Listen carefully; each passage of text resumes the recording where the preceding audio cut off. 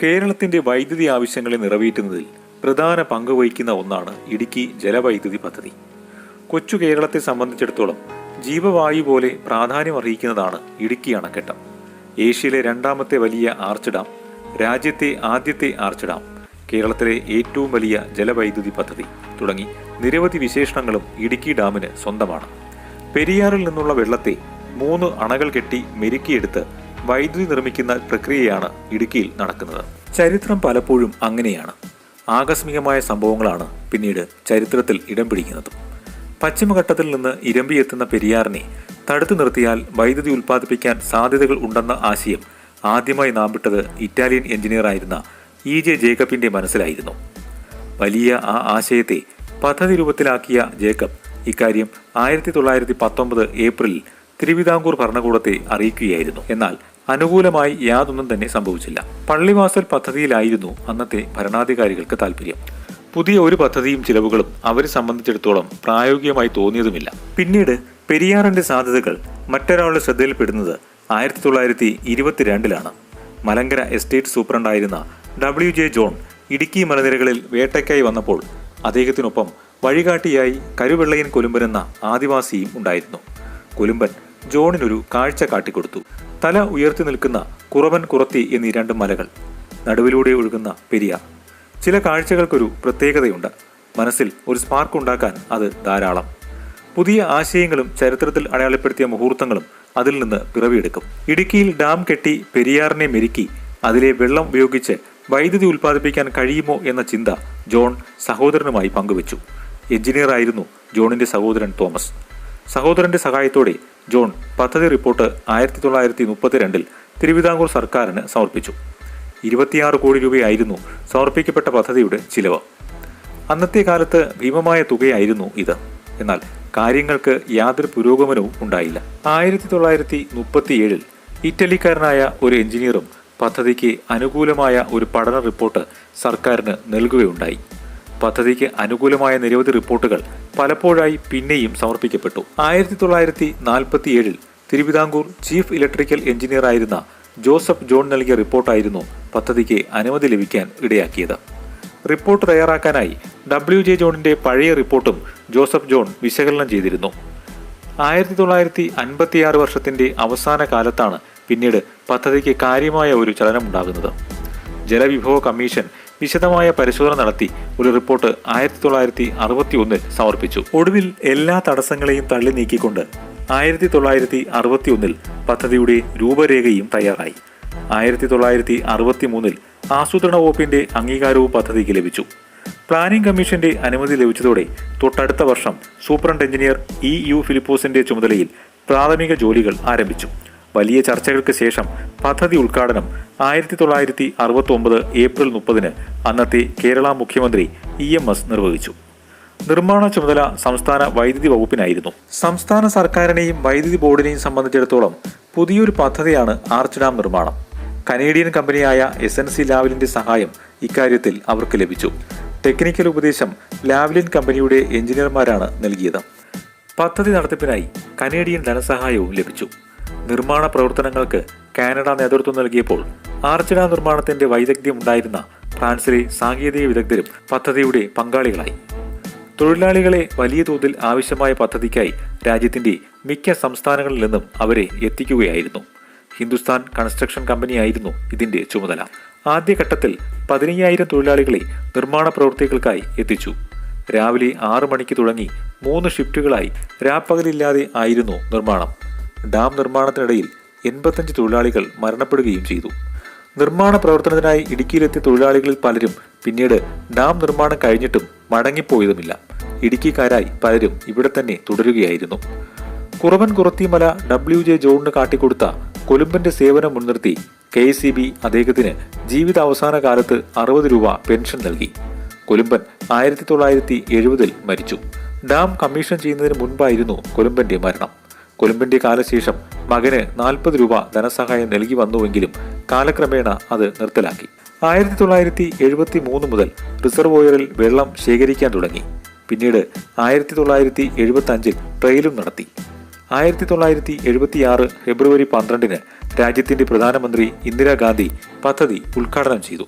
കേരളത്തിന്റെ ഊർജ്ജ മേഖലയ്ക്ക് ഇത് അഭിമാന നിമിഷവുമായി.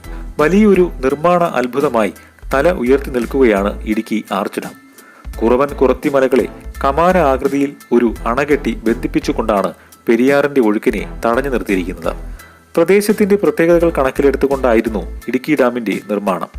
ഭൂചലനം പോലുള്ള പ്രകൃതി ദുരന്തങ്ങളെ അതിജീവിക്കാൻ പാകത്തിനുള്ളതാണ് ഡാമിന്റെ രൂപകൽപ്പന. IS 456/2000 മാനദണ്ഡം അനുസരിച്ചിട്ടുള്ള കോൺക്രീറ്റ് മിശ്രിതം ഉപയോഗിച്ചാണ് ഇടുക്കി ഡാമിന്റെ നിർമ്മാണം. കോൺക്രീറ്റ് മിശ്രിതത്തിന്റെ താപനില കുറയ്ക്കാനായി ഐസ് ഉപയോഗിച്ചതായി പറയപ്പെടുന്നു. 168.9 മീറ്റർ പൊക്കമുണ്ട് ശക്തമായ ഈ അണക്കെട്ടിന്. ഏഷ്യയിലെ ആദ്യത്തെ ആർച്ച് ഡാം എന്ന ബഹുമതിയും ഇടുക്കി അണക്കെട്ടിനുള്ളതാണ്. 925 മീറ്റർ ഉയരമുള്ള കുറത്തിമലയുടെയും 839 മീറ്റർ ഉയരമുള്ള കുറവൻ മലയുടെയും കുറുകെ 555 അടി ഉയരത്തിൽ കമാന ആകൃതിയിൽ ഒരു ഡാം, അതാണ് ഇടുക്കിയിലെ അണക്കെട്ട്. മലകളെ ബന്ധിപ്പിക്കുന്ന ഇടുക്കിയിലെ പ്രധാന അണക്കെട്ടിനെ കൊണ്ട് മാത്രം നിയന്ത്രിക്കാൻ കഴിയുന്നതല്ല പെരിയാറിലെ ജലത്തിന്റെ അളവിനെ. അതിനായി ഇടുക്കി ഡാമിന് പുറമെ കുളമാവിലും ചെറുതോണിയിലുമായി 2 അണക്കെട്ടുകൾ കൂടി നിർമ്മിച്ചു. പെരിയാറിൽ സംഭരിക്കുന്ന വെള്ളം ചെറുതോണി പുഴയിലൂടെ നഷ്ടപ്പെടാനുള്ള സാധ്യത മുന്നിൽ കണ്ടുകൊണ്ടാണ് ചെറുതോണിയിൽ ഡാം കെട്ടിയിരിക്കുന്നത്. സമാനമായ നിലയിൽ ജലം കിളിവള്ളിത്തോടിലൂടെ നഷ്ടപ്പെടാതിരിക്കാനായി കുളമാവിലും ഡാം നിർമ്മിച്ചു. പെരിയാറിന്റെ കൈവഴിയായ ചെറുതോണി പുഴയെ വഴിതിരിച്ചു വിട്ടുകൊണ്ടാണ് ചെറുതോണി അണക്കെട്ടിന്റെ നിർമ്മാണം. ഇടുക്കി ഡാമിന് 1 കിലോമീറ്റർ പടിഞ്ഞാറ് മാറിയാണ് ചെറുതോണി ഡാമിന്റെ സ്ഥാനം. ഇടുക്കി ഡാമിന് 30 കിലോമീറ്റർ പടിഞ്ഞാറ് മാറി കുളമാവ് ഡാമും സ്ഥിതി ചെയ്യുന്നു.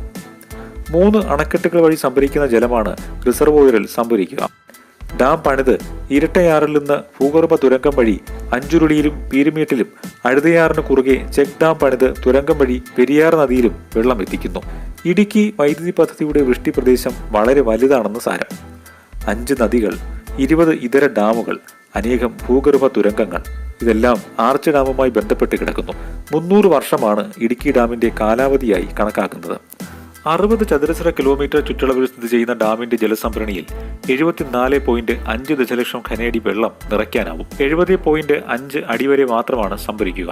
ഇടുക്കി ജലവൈദ്യുതി പദ്ധതിക്ക് 780 മെഗാവാട്ട് ഉൽപാദന ശേഷിയാണുള്ളത്. ഇടുക്കി റിസർവോയറിന് താഴെയുള്ള ചെറുതോണി, കുളമാവ് എന്നീ 2 ഡാമുകളാണ് പവർ ഹൗസിലേക്ക് വെള്ളം എത്തിക്കുന്ന ചാനലുകളായി പ്രവർത്തിക്കുന്നത്. ഇവിടെ നിന്നും തുരങ്കം വഴി വൈദ്യുതി ഉൽപാദനത്തിനാവശ്യമായ വെള്ളം 40 കിലോമീറ്ററോളം അകലെയുള്ള മൂലമറ്റത്തെ ഭൂഗർഭ പവർ ഹൗസിലേക്ക് ടണൽ വഴി എത്തിച്ചാണ് വൈദ്യുതി ഉൽപ്പാദിപ്പിക്കുന്നത്. നാടുകാണി മലയുടെ മുകളിൽ നിന്നും 750 മീറ്റർ അടിയിലായാണ് ഭൂഗർഭ വൈദ്യുതി നിലയം നിർമ്മിച്ചിരിക്കുന്നത്. ഇന്ത്യയിലെ ഏറ്റവും വലിയ ഭൂഗർഭ വൈദ്യുതി നിലയം കൂടിയാണ് മൂലമറ്റം. ചെറിയ പ്രയത്നമൊന്നുമല്ല ഇത്തരമൊരു വൈദ്യുതി നിലയം പണിയാനായി വേണ്ടി വന്നത്. 84,000 ക്യൂബിക് മീറ്റർ പാറകൾ നീക്കം ചെയ്യേണ്ടി വന്നു നിർമ്മാണത്തിനായി. ഇവിടേക്കുള്ള പ്രവേശനം വളരെ നിയന്ത്രിതമാണ്. വൈദ്യുതി നിലയത്തിലെ സ്വിച്ച് യാർഡിലേക്ക് പ്രത്യേക കേബിൾ ഉപയോഗിച്ചാണ് ഉൽപ്പാദിപ്പിക്കുന്ന വൈദ്യുതി എത്തിക്കുക. 130 മെഗാവാട്ടിന്റെ 6 ടർബൈനുകൾ ഈ നിലയത്തിൽ പ്രവർത്തിക്കുമ്പോൾ അത് കേരളത്തിന്റെ ഊർജ ആവശ്യങ്ങളെ ഒരു പരിധിയോളം നിറവേറ്റുന്നു. 780 മെഗാവാട്ടിന്റെ ഉൽപാദനമാണ് നടക്കുന്നത്. വൈദ്യുതി ഉൽപാദനത്തിന് ശേഷം വെള്ളം ടണലുകൾ വഴി കുടയത്തൂർ പുഴയിലേക്ക് ഒഴുക്കിവിടും. ഈ വെള്ളം കൃഷിക്കായി ഉപയോഗിക്കും. ഇടുക്കി അണക്കെട്ടിന് ഷട്ടറുകളില്ല. കുളമാവിലും സമാനമായ അവസ്ഥയാണുള്ളത്. സംഭരണ ശേഷിക്ക് അപ്പുറത്തേക്ക് ജലനിരപ്പ് ഉയർന്നാൽ ചെറുതോണി വഴിയാണ് വെള്ളം തുറന്നുവിടുക. 5 ഷട്ടറുകളുണ്ട് ചെറുതോണി അണക്കെട്ടിന്. 4 തവണ ഡാം തുറന്നുവിട്ടിട്ടുണ്ട്. 1981, 92 വർഷങ്ങളിൽ ഡാം തുറന്നുവിട്ടിരുന്നു. പിന്നീട് ചെറുതോണി അണക്കെട്ടിന്റെ ഷട്ടർ തുറക്കുന്നത് 2018 മഹാപ്രളയകാലത്താണ്. ഇപ്പോൾ 2021 വീണ്ടും ചെറുതോണിയുടെ ഷട്ടർ തുറക്കേണ്ടി വന്നു. മുൻകരുതലെന്നോണമാണ് ഈ നടപടി. 2018 ദുരന്തം നൽകിയ പാഠമാണ് തീരുമാനത്തിന് പിന്നിൽ. പുറത്തേക്കൊഴുകുന്ന ജലം ചെറുതോണി ടൗൺ, പെരിയാർ, ലോവർ പെരിയാർ അണക്കെട്ട്, ഭൂതത്താൻകെട്ട്, കാലടി, നെടുമ്പാശ്ശേരി, ആലുവ വഴി അറബിക്കടലിൽ എത്തിച്ചേരും. ഡാം തുറന്നുവിടുന്നത് സംസ്ഥാന വൈദ്യുതി ബോർഡിന് വലിയ സാമ്പത്തിക നഷ്ടമുണ്ടാക്കുന്ന കാര്യമാണ്. ചെറുതോണിയിൽ ഒരു ഷട്ടർ 50 സെന്റിമീറ്റർ ഉയർത്തുമ്പോൾ 1 സെക്കൻഡിൽ 1875 രൂപയുടെ നഷ്ടമാണ് ഉണ്ടാകുന്നത്. 1 മണിക്കൂർ സമയത്തേക്ക് 3 ഷട്ടറുകൾ 50 സെന്റിമീറ്റർ ഉയരുമ്പോൾ സംഭവിക്കുന്ന നഷ്ടം 2 കോടിക്ക് മീതെ വരും. പുറത്തേക്ക് ഒഴുക്കിവിടുന്ന ജലത്തിൽ നിന്ന് വൈദ്യുതി ഉൽപ്പാദിപ്പിക്കുന്നതിലൂടെ ലഭിക്കേണ്ടിയിരുന്ന വരുമാനം മുൻനിർത്തിയാണ് നഷ്ടം കണക്കാക്കുക. എന്നാൽ 2018 മുൻകാല അനുഭവം കണക്കിലെടുക്കുമ്പോൾ ജനങ്ങളുടെ ജീവനും സ്വത്തിനും KECBയുടെ നഷ്ടക്കണക്കുകളേക്കാൾ പരിഗണന അർഹിക്കുന്നു. കാലവർഷത്തിൽ പെരിയാർ കലിപൂണ്ടൊഴുകിയപ്പോഴെല്ലാം വലിയ വെള്ളപ്പൊക്കം ഉണ്ടായി എന്നതാണ് പഴയകാല ചരിത്രം.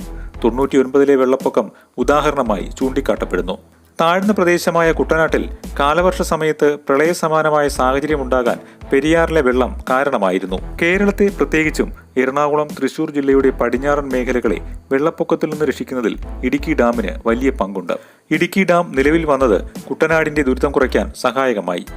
വൈദ്യുതി ഉൽപാദനത്തിനൊപ്പം വെള്ളപ്പൊക്കം തടയുക എന്നതും ഇടുക്കി ഡാമിന്റെ നിർമ്മാണത്തിലൂടെ സാധ്യമായി. കേരളത്തിന്റെ ഊർജ്ജ മേഖലയുടെ വളർച്ചയ്ക്ക് വലിയ അളവിൽ സംഭാവന നൽകിയിട്ടുള്ള ഇടുക്കി ജലവൈദ്യുതി പദ്ധതി നമ്മുടെ സംസ്ഥാനത്തിന്റെ വികസന ഘട്ടത്തിലെ സുപ്രധാനമായ ഒരു നാഴികക്കല്ലാണ്.